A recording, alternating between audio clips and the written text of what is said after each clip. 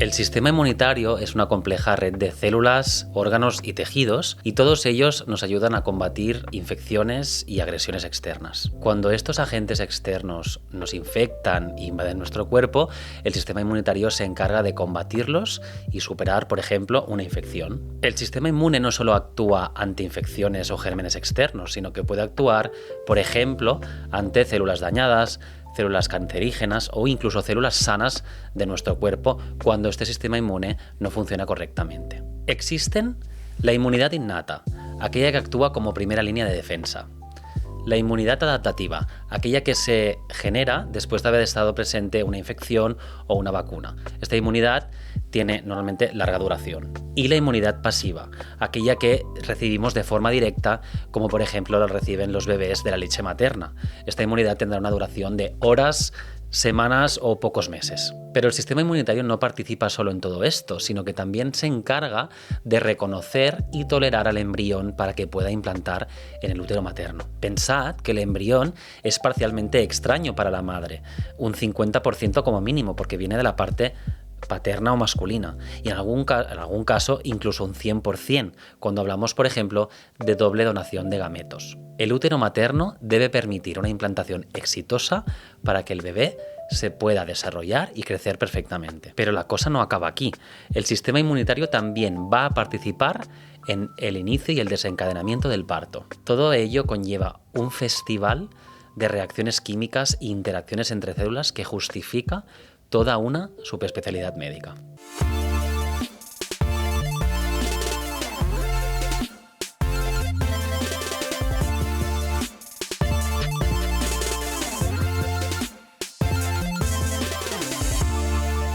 Y para hablar de todo esto tan interesante no podía faltar en nuestro podcast al doctor Enrique Esteve. Bienvenido, Enrique. ¿Qué tal? Gracias. Muy contento de estar aquí contigo. Un placer, porque hace tiempo que te conozco y tenías que estar aquí. No, y la verdad que felicitarte por el proyecto y no me lo podía perder, de verdad, o sea, muy contento.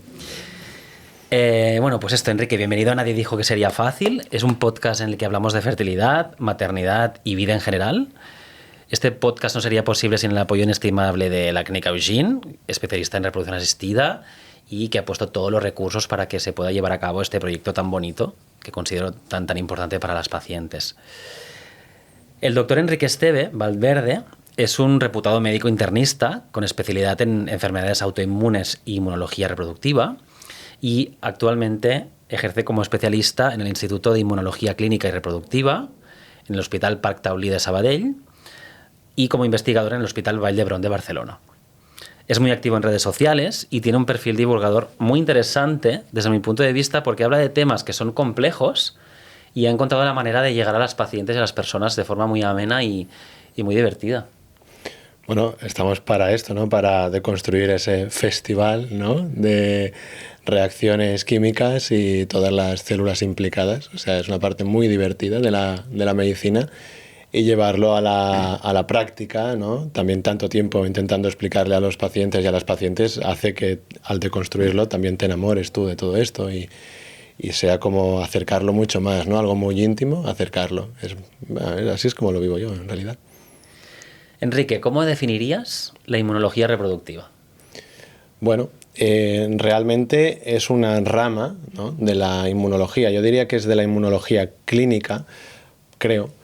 Aunque sí que es verdad que hay bastante de laboratorio, es una parte de la ciencia médica que se encarga de estudiar el sistema inmunológico y en este caso los trastornos inmunológicos que pueden dar o problemas para la concepción, para conseguir un embarazo, o durante el embarazo y también en el posparto, que me gusta también eso, ¿no? Remarcarlo, que es muy importante estar también del lado de las mujeres puérperas, ¿no? Entonces, la inmunología reproductiva se centra en que todo ese continuum sea un continuum pues lo más estable posible, ¿no? De salud, y también un poquito de entender que existen enfermedades ya como tal, enfermedades inmunológicas, enfermedades autoinmunes, en las cuales se necesita supervisar más, ¿no? Que no empeore esta enfermedad o que no pueda no tanto empeorar el curso del embarazo, que también, sino el curso clínico de esa enfermedad que tiene la paciente diagnosticada. Entonces la inmunología reproductiva busca un poco aunar esfuerzos con otras especialidades médicas como puede ser ginecología, como puede ser andrología, obstetricia, cuando ya estamos manteniendo el embarazo, un poquito para centrarnos, ¿no? En que no hayan brotes de enfermedades autoinmunes o que se mantenga el embarazo de la mejor manera posible y que no se produzca, por ejemplo, pues un aborto, claro. ¿Cómo nació este interés por esta rama de la medicina, en tu caso?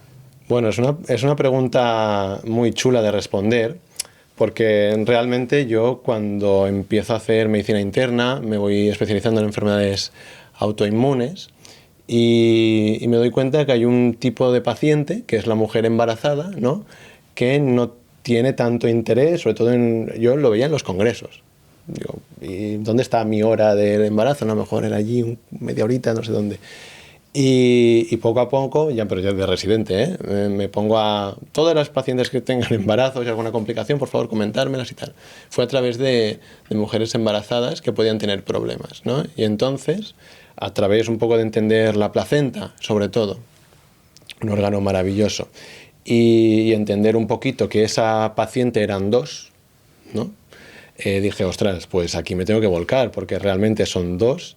Y no me parece que es al que más atención se le presta a nivel médico. No quiero decir que a nivel obstétrico, ginecológico y tal, ¿no? Sino pues lo típico, ¿no? De este medicamento hasta cuándo se puede dar o se puede dar o no, o esta enfermedad que hay que hacer en el embarazo con esta enfermedad autoinmune o no, una enfermedad normal.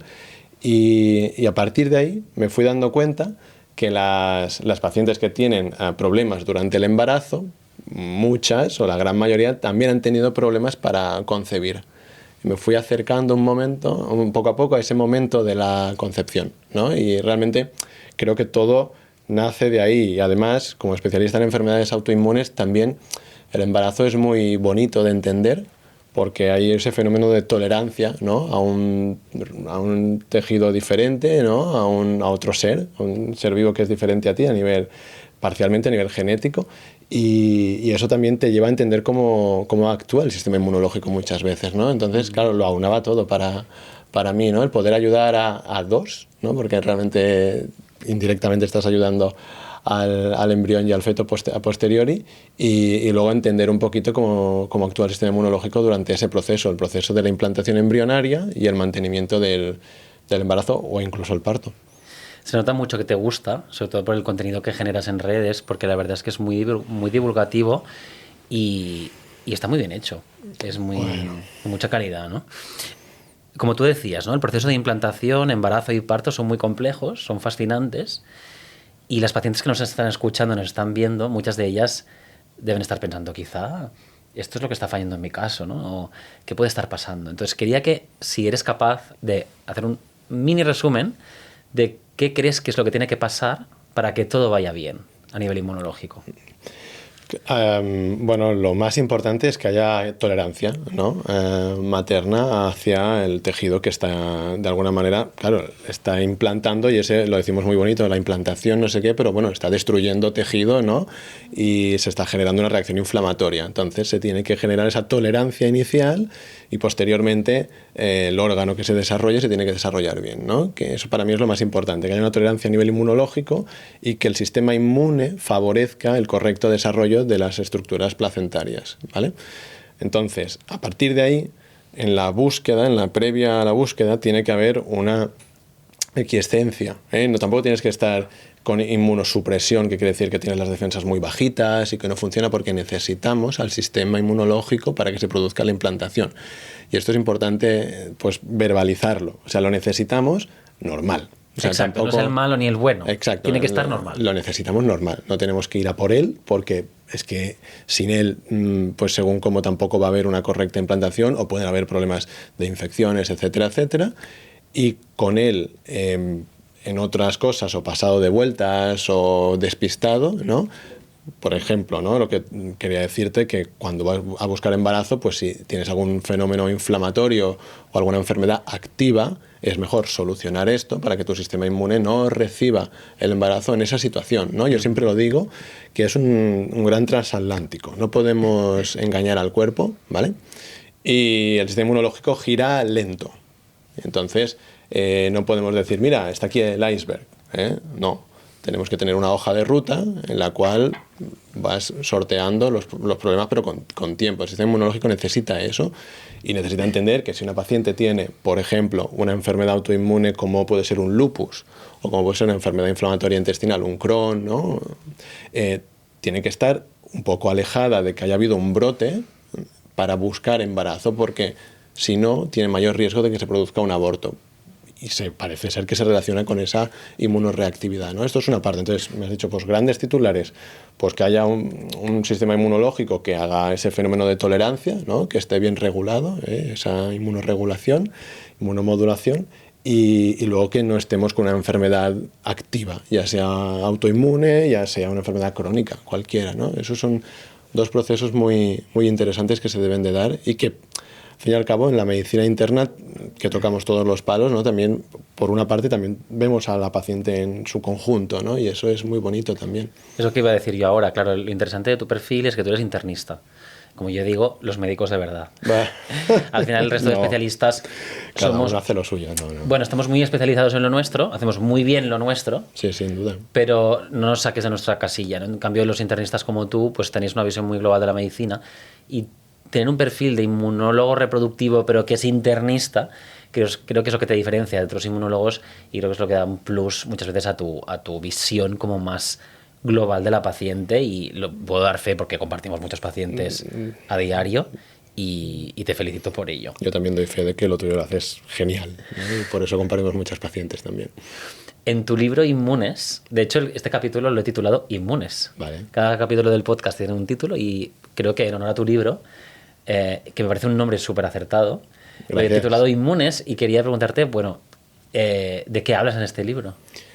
Bueno, pues acercamos, ¿no?, el sistema inmune, no solo la parte que se relaciona con fertilidad, sino todo lo que es los trastornos que pueden aparecer o simplemente su correcto funcionamiento al gran público. Y intentamos deconstruir de alguna manera, poco a poco, con una parte más básica y luego más aplicado, ¿no?, al día a día, incluso también con un puntito de cómo mejorarlo, de cómo cuidarlo, ¿no? Intentamos acercar a ese guardián silencioso, ¿no?, a todo ese ecosistema que vive en nuestro interior y que va interaccionando sin pedirnos nada. El pobre va ahí trabajando para mantener nuestra salud, pero para eso, ¿no?, nuestra salud reproductiva, pero también para mantener el correcto funcionamiento del control de las células tumorales, del control de infecciones, mejorar un poco el perfil anti-aging que existe ahora también, tanta moda. Ahí está el sistema inmune, nos limpia las toxinas, que decirte que realmente eso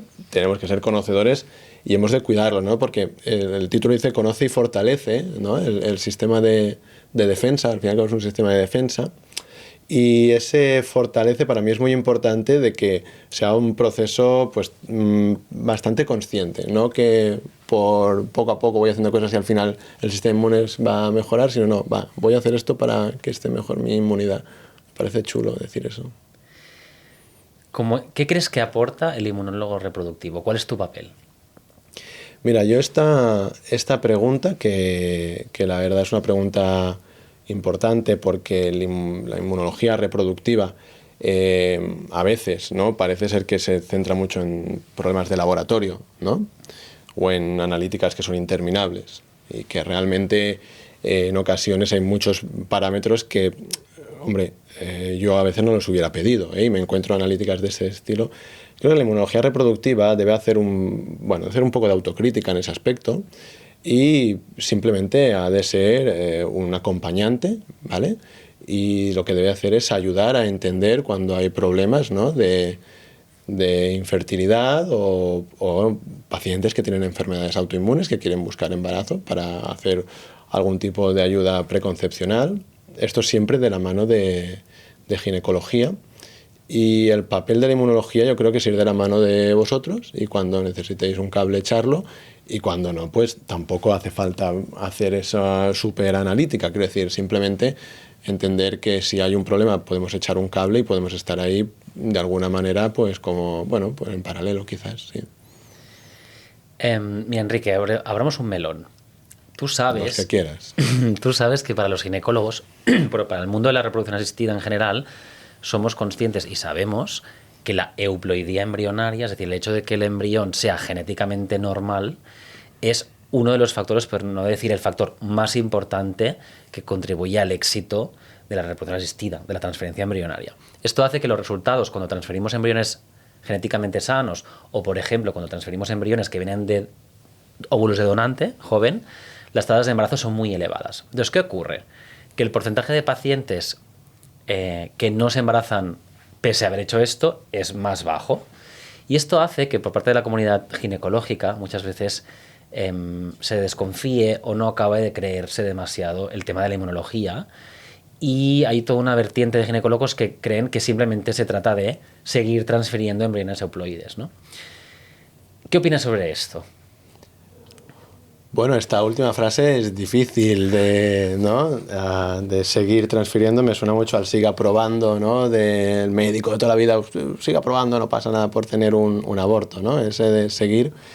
Yo lo que he aprendido, porque la verdad es que vas cambiando con tanto tiempo que vas viendo tantísima gente, ¿no?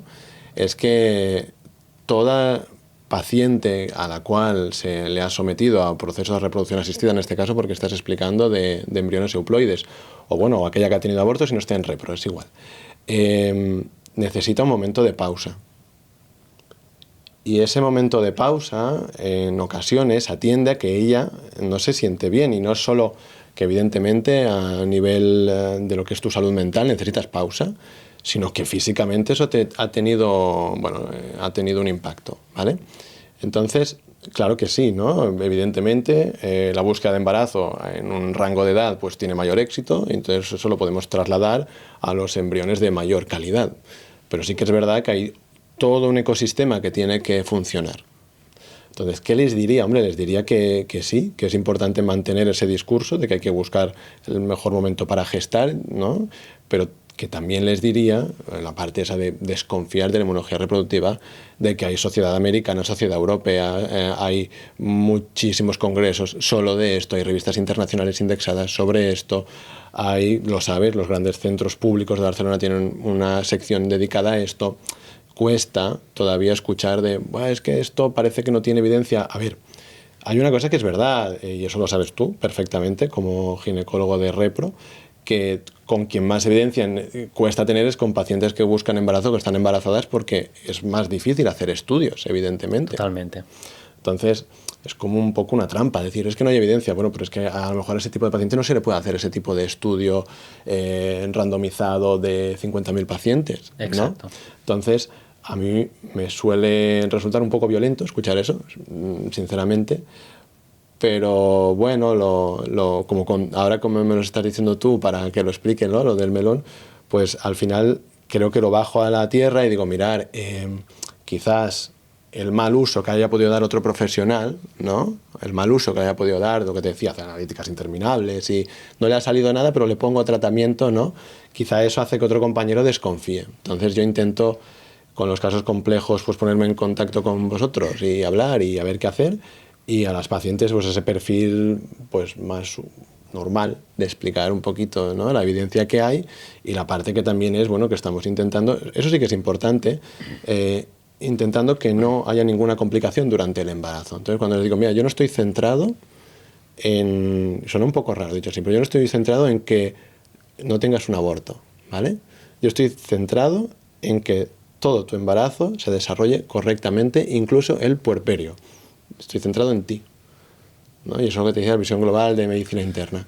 Entonces eso se recibe bien, ¿no? Es como, vale, venga, ya no estoy con esa obsesión de la beta, del no sé qué, ¿no? Es, vale, este proceso ha de ser un proceso... Entonces a lo mejor ya todas esas cosas de esto en evidencia, eso ya pierde, ¿sabes? Pierde valor en la conversación. Sí. De hecho, estoy de acuerdo contigo y quería como enfatizar el hecho de lo que tú has dicho de que muchas veces la medicación que usáis es difícil generar evidencia robusta porque el contexto clínico es muy complejo, ¿no? Son pacientes Totalmente. desesperadas muchas veces porque ante resultados negativos que quieren rápidamente una solución, que estáis aplicando a veces medicación fuera de ficha técnica, ¿no? Y entonces las pacientes, hacer un estudio en el que te toca o placebo o tomar el medicamento, muchas veces las pacientes no quieren entrar en estudios, quieren que le des la medicación. Lógicamente. Quieren buscar soluciones. Entonces, entre otras cosas, esto es un problema para generar evidencia, ¿no? Entonces, muchas veces la ausencia de evidencia no es evidencia de ausencia, ¿no? Exacto. No, lo que sucede es que se extrapola resultados de pacientes que por enfermedades autoinmunes o por procesos inmunológicos están tomando ese tratamiento, ¿no? Sobre todo con el perfil de seguridad de los tratamientos, que eso es lo más importante, que debe quedar muy claro, que son tratamientos de amplia seguridad y si no, no los administras, tal cual. Claro. Otra cosa es que hay tratamientos que cuesta un poco que las sociedades internacionales los incorporen, ¿no? Por ejemplo, en el síndrome antifosfolipídico, hasta el 2019 y nos costó que se pusiera, por ejemplo, la hidroxicloroquina como para el antifosfolipídico refractario, cuando se daba a pacientes con lupus que tienen casi el mismo perfil. El famoso Dolquine, para las que nos escuchan. Dolquine. Pero está puesto en la guía europea, de la Liga Europea a nivel internacional, ¿no? Y realmente esto con cada tratamiento también es como denso de llevar a cabo, y lo sabes. Y se busca, pues eso, ¿no? Se explica muy bien al paciente, se contacta con el compañero, mira, vamos a intentar este protocolo, a ver qué te parece a ti, y se explica el margen que hay también, ¿no? De éxito, que muchas veces pues tampoco es como dices tú, ¿no? A veces no es tan amplio, ¿no? Y entonces cuesta generar mucha evidencia por todo lo que has explicado realmente. Enrique, el tipo de paciente que te llega a ti, yo creo que tú tienes un sesgo importante, ¿no? Porque muchas veces te llegan pacientes pues con fracasos repetidos, muy cansados, agotados, muy tocados, ¿no? En general. A nivel personal, ¿cómo lidias con ello? ¿Te llevas alguna vez los casos a casa? Sí. Pues, ¿qué te voy a decir? Es duro. No sé.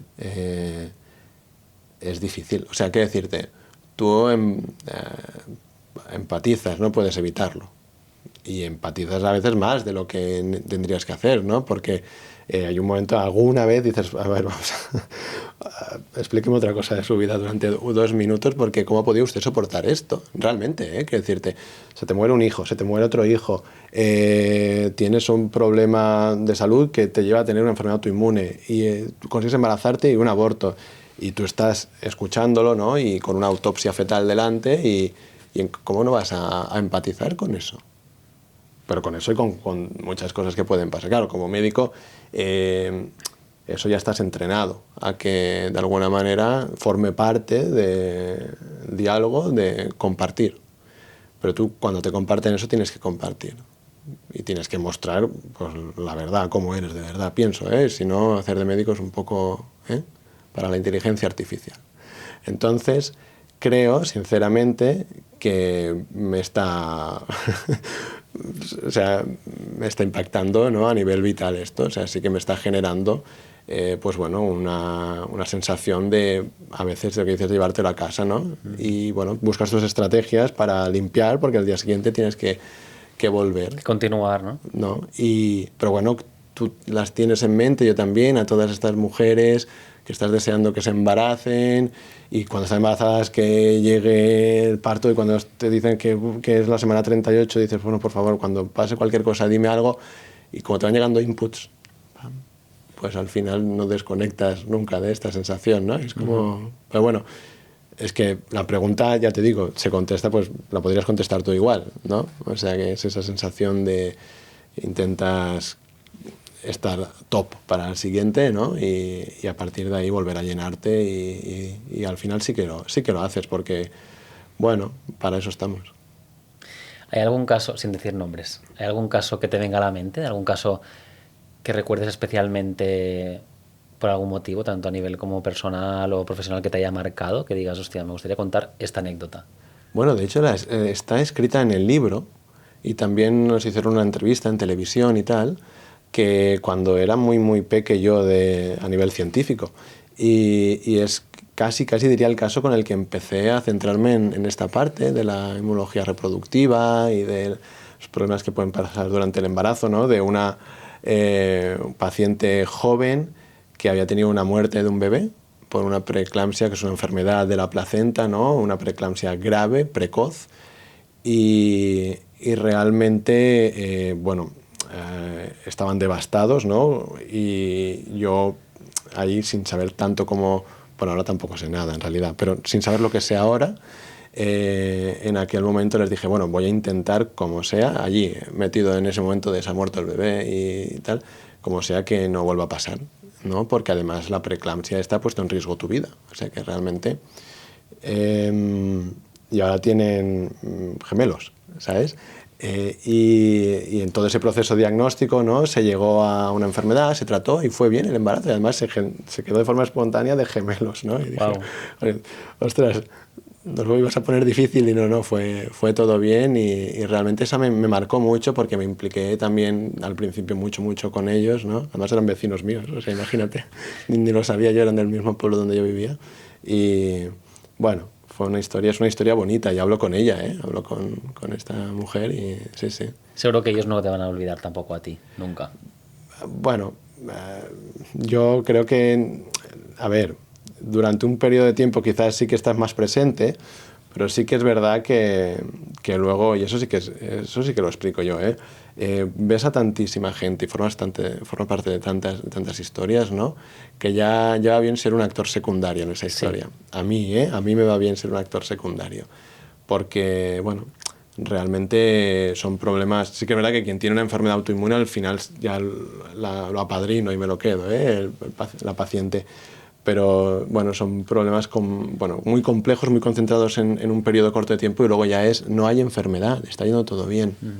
No necesitamos perpetuar, un poquito lo que te decía antes, analíticas, está todo bien. Y está bien dar el alta a veces, ¿no? Es que a mí me encanta ese momento. Es un buen momento, en realidad es como un momento, una dicotomía entre, a veces les sabe mal que les des el alta, pero es una buena noticia. Bueno, es una despedida bonita, ¿no? Las historias van siempre de despedidas tristes, ¿no? Y son despedidas bonitas. Para la gente que nos esté escuchando o viendo, quizá no sabéis que el doctor tiene un perfil de investigador muy importante. Él está muy presente en redes, pero es un tío que investiga mucho, publica y hace cosas muy serias. Entonces, a lo largo de tu carrera, ¿hay algún descubrimiento, algún logro, algún paper que te haya marcado que crees que es importante, que te gustaría como remarcar? Hombre, me marcó mucho la tesis. La tesis me marcó mucho porque en la tesis buscábamos definir, ¿no?, un perfil de pacientes, de mujeres que tenían estos anticuerpos famosos, antifosfolipídicos, ¿no?, que pueden generar problemas durante el embarazo, aborto, preeclampsia, trombosis, etc. Me marcó mucho porque, bueno, poco a poco, con mi entusiasmo, ya me estáis viendo, me hice con un registro europeo, me hice el registro europeo de esa enfermedad, de la enfermedad del síndrome antifosfolipídico obstétrico, que ahora hay más de 2.000 casos introducidos en el registro, y en este periodo de la tesis doctoral me di cuenta que habían muchas mujeres que con 2 abortos no se les daba tratamiento y se esperaba un tercer aborto para decir, tienes esta enfermedad, hay que poner tratamiento. Y mi tesis va de decir, no, a estas pacientes que tienen estos anticuerpos, las individualizas, obviamente, les explicas que, hombre, casi cumplen criterios clasificatorios. Claro, es que los criterios clasificatorios es una palabra un poco... Te encorsetan mucho, por ¿no? eso, Te limitan. Clasificatorio, ¿no? Pero la medicina es muy dinámica. Y en ese punto de hacer la tesis doctoral me di cuenta que había un pool brutal, ¿no? Mi tesis habla de 1.000 casos puros versus casi 700 que eran como incompletos. Y eran la misma paciente, en un periodo de tiempo diferente, ¿no? O sea, los que eran incompletos les faltaba, pobres, tener más problemas, ¿no? O otro aborto, o más títulos de anticuerpos, más repetido, para decir, no, ya tienes esto. Pero cuando estaban bajo tratamiento, y esto es con más de 30 hospitales de toda Europa que han participado en la tesis, se comportaban igual, recién nacido vivo, no había preeclampsia, lo mismo. Eso me impactó mucho, ¿no? Y una área de investigación que hago con el grupo del Vall d'Hebron es el del antifosfolipídico, donde yo soy un investigador clínico. La verdad que allí los jefes, ¿no?, los investigadores más básicos son quienes de verdad dan el callo y saben. Yo voy allí a aprender, en realidad. A ver si nos cruzamos algún día. Yo también sabes que estoy por ahí a veces, pero... Estaremos encantados, ya lo sabes. Enrique, ¿qué recomendaciones darías para mantener un sistema inmunológico saludable día a día? Así en general. Sí, mira, esta es chula. Mucho para mí también, porque cuando das consejos de salud, pues yo le digo a las pacientes, es que parece que le estoy dando un consejito, ¿no? Un consejo de salud, porque no le estoy diciendo, tómate este tratamiento de esta hora a esta hora, no, le estoy diciendo, mira, haga esto, que parece ser. Lo empiezas a aplicar en ti mismo o en tu entorno, ¿no? Y, hombre, el estilo de vida tiene un impacto brutal. Tenemos un estilo de vida horrible en nuestra sociedad. No sé, estamos desnortados, creo, a nivel de salud. No tenemos claro nada. Todo es efectismo y todo es ya, ¿sabes? O sea, cosas que, vale, parece que sí, pero no. Y además ya. Entonces, nuestro sistema inmunológico se resiente de eso. O sea, tu sistema inmune lo que hace es protegerte de cualquier agresión, de cualquier proceso estresante. Si tú, entendiendo cómo se entiende lo del estrés, ya sea a nivel emocional, a nivel físico, si tú no atiendes a deconstruir eso y eliminarlo, tu sistema inmune se va a resentir. Pero tanto eso como, por ejemplo, si tú entiendes que para regenerar también las células del sistema inmunológico, las células que están ya cansadas, que han quedado algunas un poco taradas, que ya no saben para dónde van, para regenerarlas y que no tengas fenómenos de autoinmunidad que te atacan, necesitas regenerar tejido. Si no entiendes eso, tampoco le ves el sentido a hacer músculo, ¿no? Voy al gimnasio para hacer músculo por una cuestión estética. No, voy para destruir tejido, para hacer nuevos vasos sanguíneos, para que mi natural killer trabaje limpiando, ¿no? Y ayude un poquito a que suba el linfocito T regulador y entonces la inflamación haga un downgrade. Entonces, estilo de vida es enfocarse mucho en el estrés y en el ritmo circadiano que llevamos a la inversa. Luego ejercicio, que clásicamente no ejercicio aeróbico, y ya sabes que yo promociono mucho el anaeróbico, la fuerza, estoy enamorado de esto. La alimentación, ¿no? La nutrición y entenderla con normalidad, sin modas, sin obsesiones, ¿no? O sea, de alguna manera tener un autoconocimiento de que te va bien, que no te va bien, sin poder entrar a veces, ¿no? En discursos que son un poco directos para generar a veces hasta rechazo con algún tipo de alimentación. No, simplemente comer lo que sin abusar de cierto tipo de producto que sabes que ya no te va bien, ¿no? Pero lo que sabes que a tu cuerpo le va bien, y siempre proximidad, ¿no? Y alimentos, no productos, ¿no? También. Eso es, sí, señor, muy bien. Alimentos. Y sobre todo cuidar también nuestra mente, tanto con el autoconocimiento, que estoy enamorado de esto, ¿no? De poder entenderte, y la meditación, etcétera, y a nivel social, pero a nivel social de verdad, no a través de una pantalla, ¿no? Exacto. Creo que todo eso nos tiene que reconectar. Suena vacío, porque eso lo ha dicho tanta gente, pero es que eso tiene un impacto brutal en la salud, y lo dices muy convencido porque te cambia la vida. Bueno, gente más feliz o gente más longeva coinciden en que han tenido una buena red social y acompañamiento en la vida, ¿no? Siempre se dice que, claro, que los contactos sociales, bueno, nos mantienen vivos al final. Claro, es que el aislamiento es empobrecimiento. Uh-huh. Y también a nivel de la salud. Uh-huh. O sea que realmente, casi esta que le he dicho a la última, creo que es la más importante, fíjate. Eres muy activo en redes sociales. Y como decía al principio del podcast, esto es muy singular porque no hay tantos internistas y menos inmunólogos que lo sean. ¿Cómo has llegado a tener este perfil, sobre todo en Instagram, no? Bueno, claro, solo hago una red social porque, como dices tú, esa expresión de no me da la vida, porque realmente no me da la vida para hacerlo. Realmente la parte esta de divulgar en redes sociales nace de que yo, bueno, anteriormente era consumidor, ¿no? Sobre todo de Twitter, lo usaba mucho para así científico, artículos científicos y esta nueva publicación y tal. Y caí un día en Instagram también y empecé a a leer lo que se divulgaba y bueno, la verdad es que no me terminaba de gustar, pero hace ya años de esto, ¿eh? Ahora la verdad que ha mejorado mucho. No es que lo hicieran mal, pero que a veces faltaba un puntito, creo yo, si lo puedo decir, como de rigor, ¿vale? A lo mejor era solo la forma de expresarlo, no lo sé, ¿eh? Pero yo ahí dije, ostras, che.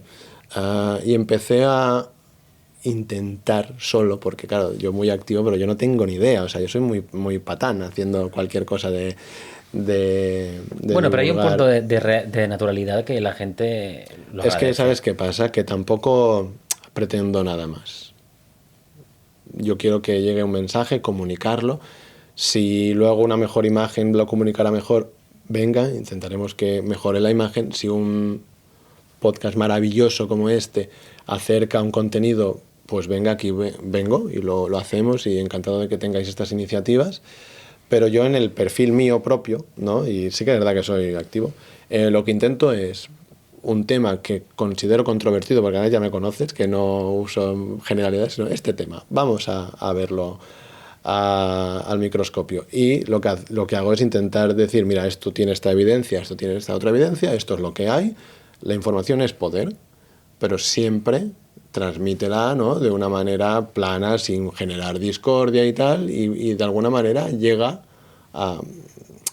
a un público pues que a veces tampoco es el público objetivo, llega a todo el mundo, para que se hable de abortos, sin que haya crispación, o para que se hable de lupus, sin que sea una cosa como lupus, que realmente, ostras, creo que las pacientes que tienen estos problemas lo agradecen, incluso los profesionales, ¿no? Que alguien... Hay compañeros que dicen, oye, me he guardado este post Gracias tuyo. por el resumen, ¿no? Sí, exacto, me he guardado este post, tal. Y digo, pues mira, a veces los posts son los resúmenes que me hago yo cuando estoy estudiando un tema, ¿eh? O sea, sí, así de claro. Que algunas pacientes que, doctor, no he entendido nada, ¿eh? Con algún post y lo cambio y tal. Pero lo hice un poquito, creo que sí, para acercar esa parte de la inmunología reproductiva a un área un poco más de uso común, igual que lo del libro, creo que es la misma explicación que lo del libro. Enrique, estamos llegando al final del podcast. Ya, tan rápido. Faltan un par de preguntas, pero bueno, que estoy abierto a que hablemos de lo que te apetezca, ¿eh? Ya he disfrutado aquí muchísimo. ¿Por qué crees que es bueno que haya un podcast como este que hable de fertilidad y maternidad y demás para todos los públicos? Bueno, mira, sin saberlo, ¿no? En la anterior respuesta te estaba acercando a esto, ¿no? Yo creo que, bueno, eres un súper comunicador y además las pacientes saben que te preocupas muchísimo por ellas y que intentas llegar. Y eso es muy importante, llegar como comunicador, pero sobre todo como médico, llegar. Entonces, en un podcast así, lo que hace es acercar mucho más, ¿no? Un mensaje. Es un mensaje de cuidar a un perfil de paciente que no es el más cuidado, ¿no? A nivel de la sociedad. Y eso lo explicaba hoy mismo en la consulta, esta mañana, en el hospital a las estudiantes, ¿eh? Les decía, es que esta pobre paciente, o sea, para que le hagan caso, ¿qué necesita? ¿Qué tiene que hacer más, no? Y gracias a un podcast así como el tuyo, y que lo haces con esta naturalidad y con este cariño, jolín, es como un abrazo, ¿no? Para estas pacientes. Voy a volver a ver este capítulo que... Muchas gracias. No, es que así lo veo, ¿eh? De verdad, es guay. Bueno, yo creo que compartimos la pasión por este mundo, ¿no? De la fertilidad, aunque seamos de especialidades totalmente diferentes. Totalmente. Y al final son pacientes que a veces tienen un trato injusto, ¿no? Porque a veces la infertilidad no se percibe por la sociedad como una enfermedad, ¿no? Exacto. Y hay mucho el debate de tener hijos no es un derecho, ¿no? Y es bueno, a veces quien dice esto lo dice desde el privilegio que no le ha costado tener hijos, ¿no? Y eso es algo muy trascendental y muy importante cuando lo quieres y no lo tienes, ¿eh? Qué duro escuchar eso, ¿eh? Tener hijos no es un derecho. Bueno, a ver, ¿no? Y la realidad es que hay una parte de que ya, por suerte, ¿no? Por ejemplo, hay asociaciones de pacientes que hacen un trabajazo brutal. Y también están los hashtags, ¿no? Por ejemplo, el del Infertil Pandi, etcétera, ¿no? Que hacen tribu. Pero, ostras, romper el tabú nace de cada pequeño acto, ya sea en consulta a nosotros, ¿no? O en una conversación. ¿Qué? ¿Para cuándo el bebé? Pues a ti, ¿qué te importa? ¿Qué te importa? O, no te preocupes, que lo típico de si te relajas ya verás. Mira, esto no me está relajando, escuchar esto, ¿no? Bueno, dicho así.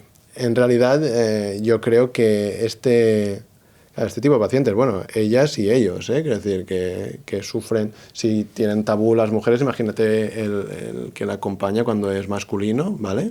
Porque sí que hay muchos tipos de maternidad, pero cuando sí que hay la búsqueda heterosexual, ostras, él intenta volcarse, ¿no?, en ella, y también queda, ¿no? Entonces es intentar que todos esos tabús, que hay tantísimos, ostras, que la gente los conozca y que ayude, leñe. La gente que ha tenido hijos sin problema, joder, que ayude con el discurso. Y los que están buscando que tengan naturalidad, si quieren. En tratar el tema, ¿no? Claro. Sin más.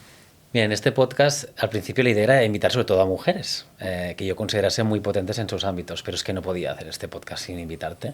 Bueno, por la amistad que tenemos y la cantidad de pacientes que compartimos. Y a todas ellas les pregunto al final del capítulo, oye, ¿qué le dirías a tu yo de niña cuando eras, ¿no?, muy pequeñita?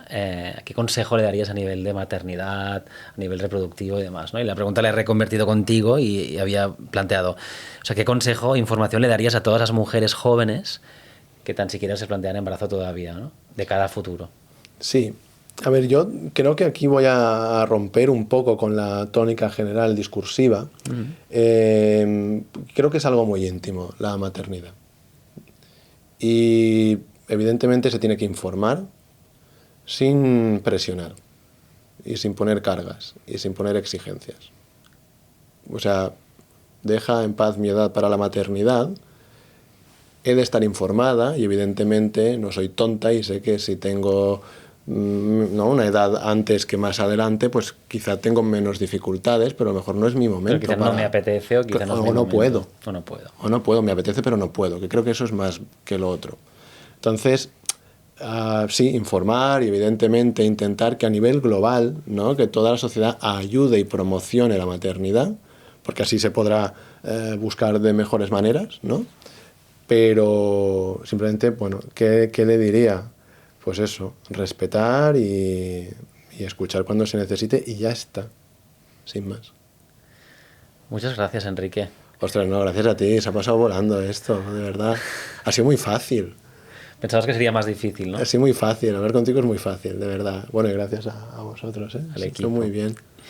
Bueno, ha sido un auténtico placer tenerte aquí. Es muy interesante tener siempre la visión de otra especialidad, de otro profesional, de alguien que está con personas, constantemente personas que lo están pasando muy mal, como es tu caso muchas veces. Y nada, es un placer. Simplemente recordar que bueno, te pueden encontrar en redes, que has escrito un libro maravilloso que se llama Inmunes. Gracias. Y nada, que seguimos. Perfecto, seguimos, como digo yo siempre. Sí, señor. Venga, gracias, Encantado. Muchas gracias por haber querido compartir este rato aquí con nosotros. En Nadie dijo que sería fácil. Hemos tenido el lujo de poder hablar con el doctor Esteve y tratar temas tan interesantes como la inmunología. No olvidéis seguirnos en las redes. Podréis ver el capítulo completo y el resto de capítulos en los canales de Spotify y YouTube. Darle like, por favor, y suscribiros. Y nada, será un placer seguir en contacto con todos vosotros y vosotras.